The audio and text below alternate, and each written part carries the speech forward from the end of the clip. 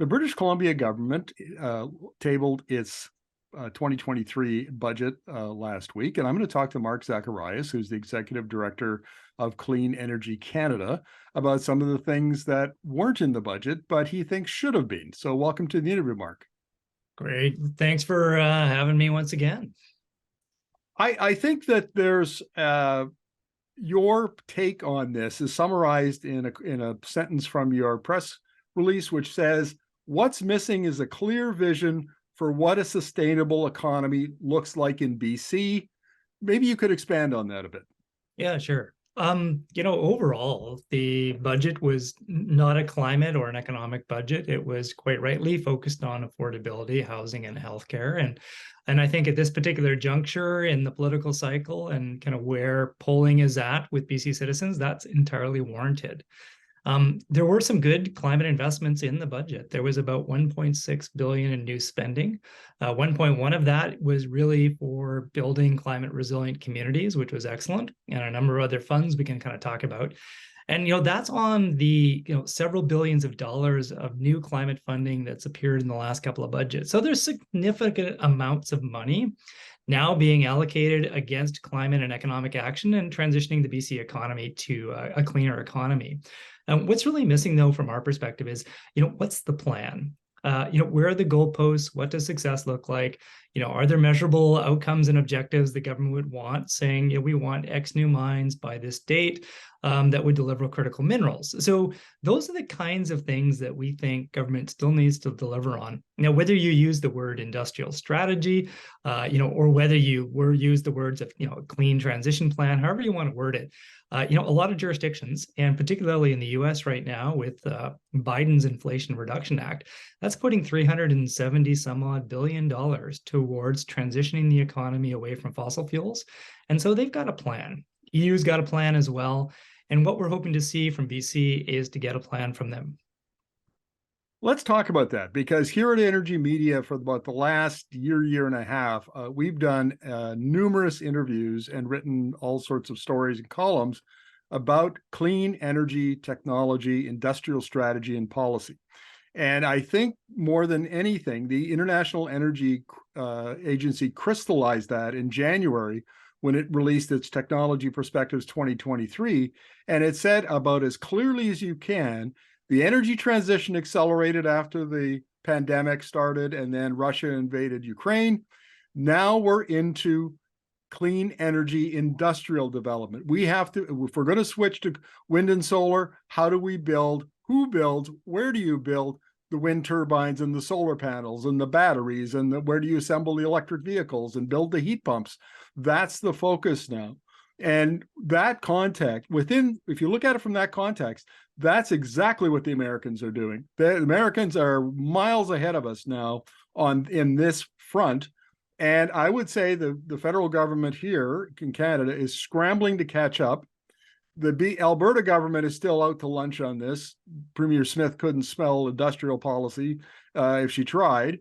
But I expected more of BC, to be honest with you. This is the government that has hired Mariana Mazzucato, the American economist who's very well known in this space. I expected them to do better than what they've done to date. So that's kind of my take on it. Yeah. And, BC released the kind of first draft of an economic strategy about this time last year. But again, it didn't really have any setting of the goalposts. It was the everything's possible economic strategy. So there was no picking of winners and there was no doubling down on really those industries that are going to be growing in 2040 and beyond. We know Canada has all 6 critical minerals to build batteries. We're the only democratic country in the world, tremendous competitive advantage. We've got a really very efficient forest industry and forest products industry that is low carbon. And, there's another kind of space that BC could invest in. Clean hydrogen's another one. The US just introduced a hydrogen production tax credit that's going to make it very, very hard for Canada to get into the game unless the federal government in its upcoming budget has some new incentives for hydrogen production in Canada. So, those are just kind of 3 examples, and the list goes on. But again, if you're going to be successful into the future, you have to name the future and then get a path to achieve it. Yesterday, I interviewed a fellow named Paul Doucette, who is a part of the consortium in Texas that's developing a hydrogen hub in the U.S. Gulf Coast. And we talked about the industrial strategy, and they have a very sophisticated approach to bringing. They start with bringing dozens of stakeholders to the table: industry, academia, other researchers, other startups, labor. It's a very, very sophisticated approach to this. And then I look at British Columbia, and which is already home to a very large and very sophisticated hydrogen cluster. But where is the strategy to build off that cluster? So, for instance, if we're talking about, you've got some supply, so you've got a company like Hydra Energy. You've got, on the demand side, you've got a whole bunch of companies like Ballard, for example. How do they get linked? How do you build supply? How do you stimulate demand? How do you build infrastructure? Where are markets?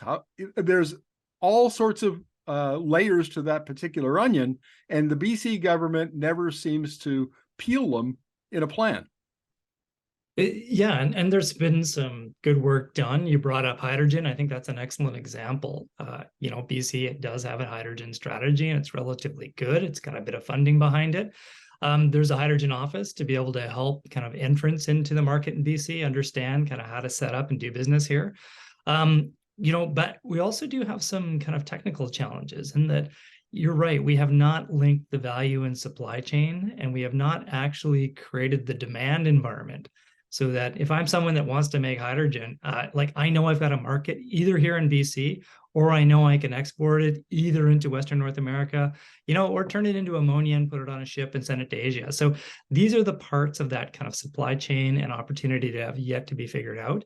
I think it's starting to happen in parts of North America, and there are good hydrogen conversations happening in Alberta right now with, for example, blue hydrogen and how to get that up and running.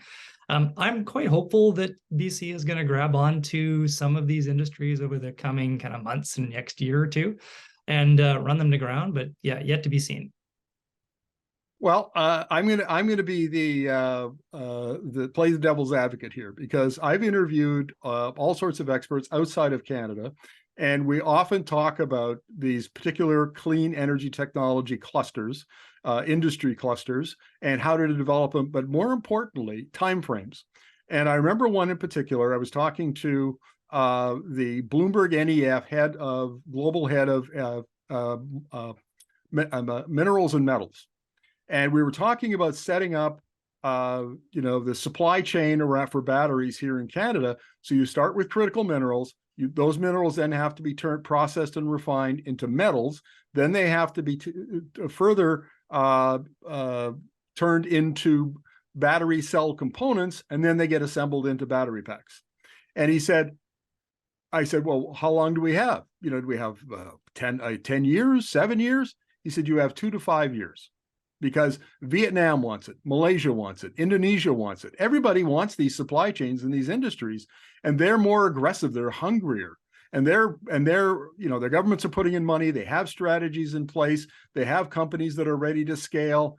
And then there's old Canada, which kind of moseys along and sprinkles a little money here and sprinkles a little money there. It's the sense of urgency, Mark, that I think is one of the hallmarks. It was what would be one of my criticisms of the BC government's approach to this. There just isn't a sense that the energy transition is accelerated so rapidly that BC has to actually get on its horse and get moving.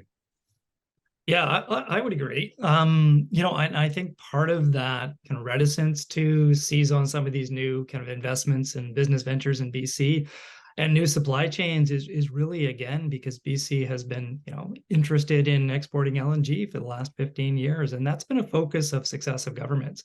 And what that does is not that it's a bad thing, but it takes you away from the other opportunities because you only have so much time and attention. Meanwhile, I look at what's happening in Ontario and Quebec right now, just around landing battery investments. I think it's up to 13 billion in new foreign direct investment just on automotive battery assembly. And now what needs to happen, as you say, is we need those Canadian mines and metals and minerals being used and processed here, not shipped overseas and brought back used in cathode and anode production, into battery assembly, and into the cars and trucks that we're going to be using here in Canada and buying. It's like, I mean, that's an economic future that Canada can seize on. It's real, it's in front of us, it's already happening. I think there are parts of the federal government that really understand this and really pushing hard on this right now. I'm not sure the provinces yet really kind of get that this is a tremendous economic opportunity for Canadians, all Canadians across Canada. Well, I'm in a unique position because I live in Parksville on Vancouver Island, and my MLA, Adam Walker, is, I think he's a parliamentary secretary or associate minister for innovation. And I've had a chance to talk to him about some of these things. And I can say firsthand, he's not the minister, but he's certainly involved in that ministry. And I don't sense any of that. I sense it's kind of yeah, we're going to get to it. It's important to us, and we'll sort of mosey on. Now, I want to contrast with the Americans because, and I will say this many times during interviews, please, if you haven't already, go Google the November speech from Secretary of Commerce Gina Raimondo, who lays out the federal American government's clean energy industrial strategy and policy in explicit detail. And you will get a sense of how the world works outside of British Columbia and Canada in a way you never will if you listen to what's going on in this country. The Americans want to catch China. They want to be the number one in this space, clean energy technology, by 2030. Not only are they putting the money in there, but they have the ambition. And that is, again, I keep coming back to it, but that's where BC is miles behind. And Canada, frankly, is miles behind the US. Yeah, the US has been very, very aggressive in this space in the last year, and it is very impressive of what they've done just in all aspects of trying to move the agenda forward. What Canada and BC needs to realize is that, we're not going to match the US one for one on their incentives or their subsidies or even some of their policies. But there are things that we can do better in Canada, and we do have competitive advantages. One is we've got a clean electricity grid that's very affordable. There's a lot of American states that, are trying to attract battery manufacturers that won't come there because the grid is too dirty, or there's not sufficient clean water, or the labor force is not prepared.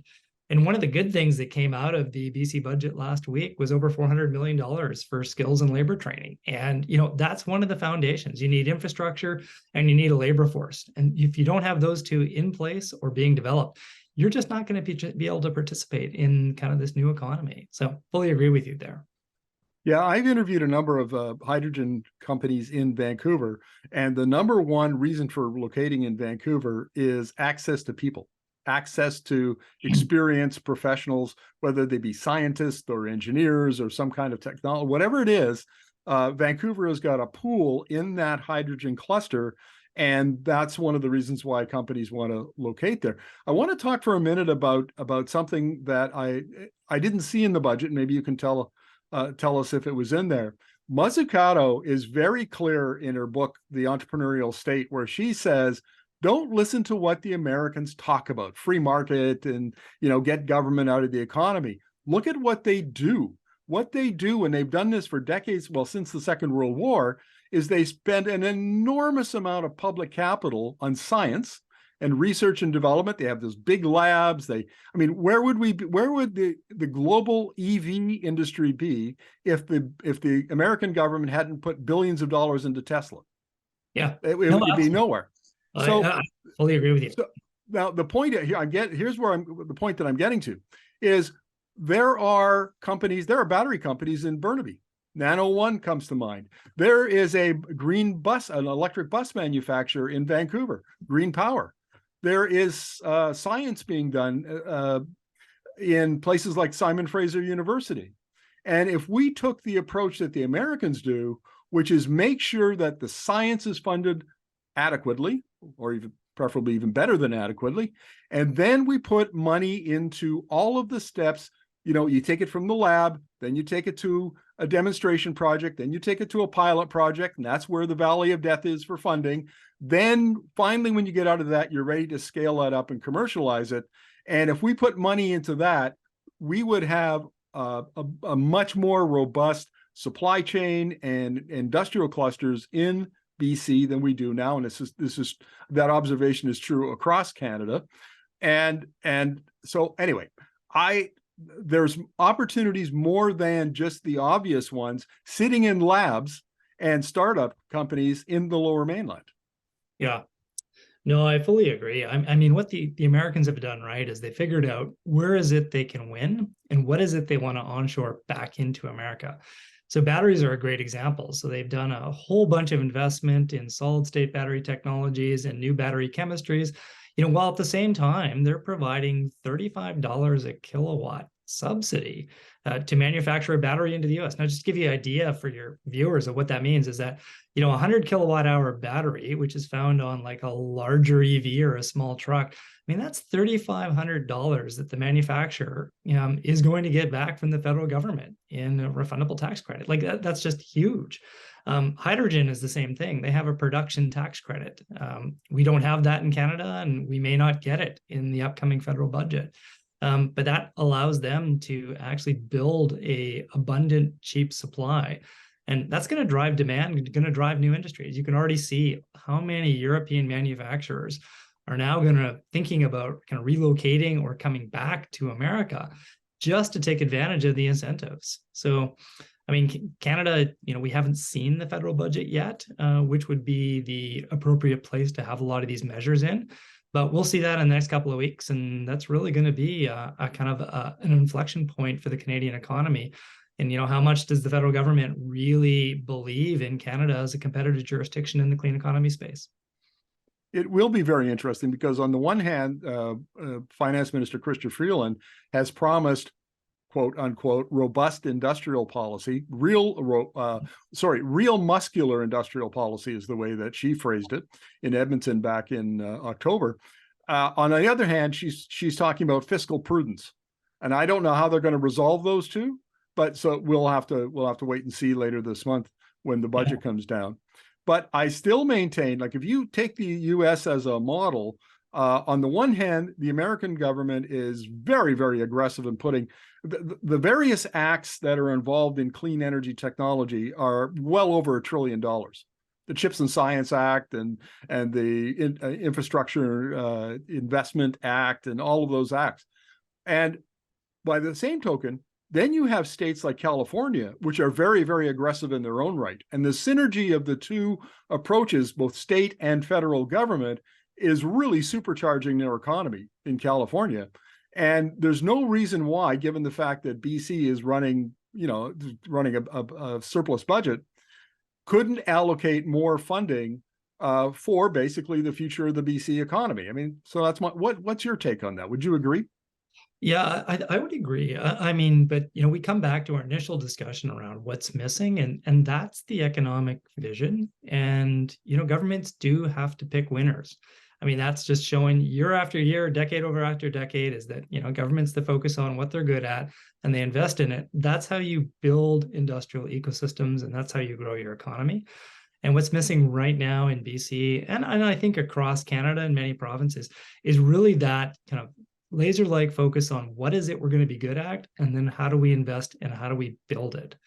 And that's also creating the demand side of the equation. And that's what people forget. They all talk about R&D and supply, but things that like BC has done well. We have a zero emission vehicle sales targets that are quite stringent. And that drives the demand and will hopefully drive the critical minerals that'll eventually, be processed and used in Canada to make the cars that we buy here. So just, examples of that particular thing.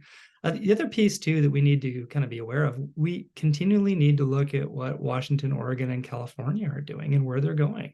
And, what are they doing to transform their economies? Because quite frankly, like as the world moves away from globalization into multilateralism, like those are going to be more important to our trading partners going forward. Well, I couldn't agree more. And if you look at I'll give you an example of the way things aren't happening, and we'll look to Alberta. They have, for the last couple of years, they've been building a Edmonton Regional Hydrogen Hub. Now, this is a really good idea, but the provincial government is actually a laggard. It's just one of the members at the table. Where the initiative has come to form this hub is from the municipalities, the city of Edmonton, the city of Strathcona, and other municipalities. It's come from industry. It's come from local First Nations that want to get in on on the ground floor of this. And then the federal government has been more supportive, but it's really not kind of their jurisdiction per se. It is the Alberta government's jurisdiction, and the Alberta government has a hydrogen roadmap. But the government is playing a more passive role here instead of a leadership role, and this so reminds me of what the BC government is doing. And the difference here is I don't see the leadership in the BC business community and the municipal government to replicate that the Edmonton hydrogen hub, and take a leadership role. And so maybe what has to happen is that the business community and other stakeholders have to create the parade first, so the BC government will then get out in front of it and lead it with, and put in the funding and the policy that's required. Well, absolutely. And the Alberta Hydrogen Hub is a great example because you can use hydrogen to make methanol, ethanol, fertilizer. All of those are incredibly huge industries, and Canada could compete globally in all of those, right? So that's kind of the right idea, is to find out where that competitive space lies. And then you're right. I think it's going to take a combined effort from the business community, local governments, Indigenous governments, stakeholders, and also the investors themselves. The investment community is going to start to demand that, if we're going to come to your province, we need to see a roadmap that's very clear, and we need to see a very clear path to investment. And that's not just in terms of the rules and regulations. That's also regulatory processes and timelines and how long it takes to get permits, and all of these other pieces are all part of that equation. Right. And I think, okay, so we've spent a lot of time criticizing the government, and I think we should say something nice about it to close out the interview. And I have to say, because I get the BC press releases on a regular basis, and there are always press releases of, BC government funding for First Nations solar farms and to support various technology companies. But while that is good, and I know that, the government talks a lot about climate change and meeting climate targets and clean energy and so on, it's the old Canadian approach of sprinkle a little bit here, sprinkle a little bit over there, but don't focus too much and don't take a more proactive role. And so I said something nice and then I criticized them again. I apologize for that. But anyway. I will respond to that. For example, BC has its roadmap to 2030 is one of the most ambitious climate plans in North America, if not the world. And it's funded, and it's got the math to show how they're going to get to their targets. So BC needs to be commended for that. What BC does wrong and what it needs to fix is that it looks at climate action and economic action as things that need to be balanced. Whereas other jurisdictions around the world have figured out that, hey, wait a minute, your climate plan can be your economic plan and should be your economic plan. And only when those two come together and are linked, do you really have a path forward to prosperity. That's what's missing. I couldn't agree more. But on that note, thank you very much for this, Mark. Always appreciate your insights. Great. Thanks for having me.